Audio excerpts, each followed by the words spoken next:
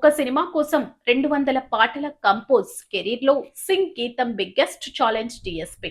టాలీవుడ్ చిత్రసీమలో తనదైన ఉర్రూతలూగించే ట్యూన్స్‌తో, high energy ప్రదర్శనతో దశాబ్దాలుగా రాక్ స్టార్‌గా ఏకఛత్రాధిపత్యం చలాయిస్తున్నారు దేవిశ్రీ ప్రసాద్.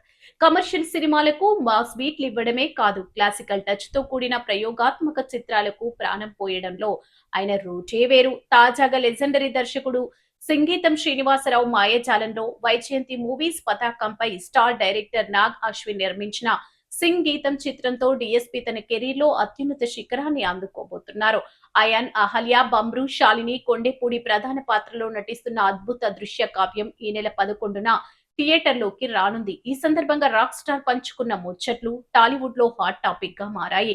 సాధారణంగా ఒక సినిమాకు 5-6 పాటలు కంపోజ్ చేయడమే సంగీత దర్శకులకు పెద్ద టాస్క్. కానీ దేవిశ్రీ ప్రసాద్ సింగ్ గీతం కోసం ఏకంగా 150 నుంచి 200 సాంగ్స్ వేరియేషన్స్ చేశారు. అంటేనే ఆయన మేధస్సుకు, హార్డ్ వర్క్ కి హాట్స్ ఆఫ్ చెప్పాలి.